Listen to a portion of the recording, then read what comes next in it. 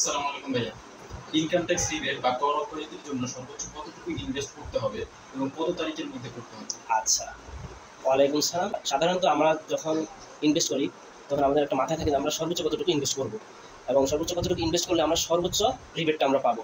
সেটা হচ্ছে খুবই সিম্পল ক্যালকুলেশন। সেটা হচ্ছে আপনার টোটাল যে আপনার ট্যাক্সেবল ইনকাম আসবে এই ইনকাম ইয়ারে, সেটা থেকে exempted income, reduce tax income, then হচ্ছে মিনিমাম ট্যাক্স ইনকাম, এই তিনটে ইনকাম বাদ দেওয়ার পরে যে নিট ট্যাক্সেবল ইনকামটা আসবে সেটা 20% হচ্ছে আপনি ইনভেস্ট করবেন। যদি আমি ধরি যে আপনার নেট ট্যাক্সেবল ইনকাম 1,20,000 টাকা হয়েছে, তাহলে আপনার এটা 20% আসে হচ্ছে 24,000। ওই 24,000 সর্বোচ্চ 24,000 টাকা আপনি ইনভেস্ট করলে সর্বোচ্চ আপনি ট্যাক্স রিবেটটা পাবেন।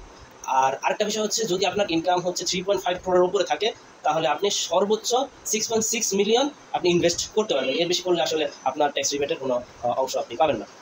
আর আরেকটা বিষয় গুরুত্বপূর্ণ, যেটা হচ্ছে কত তারিখের মধ্যে করতে হবে, সেটা হচ্ছে আপনার ইনকাম ইয়ারের অর্থাৎ শেষ দিন, সেটা হচ্ছে 30 জুন। অর্থাৎ 30 জুনের মধ্যে আপনাকে ওই ইনভেস্টটা করতে হবে, তাহলে আপনি সর্বোচ্চ রিবেটটা আপনি অ্যাভেল করতে পারবেন।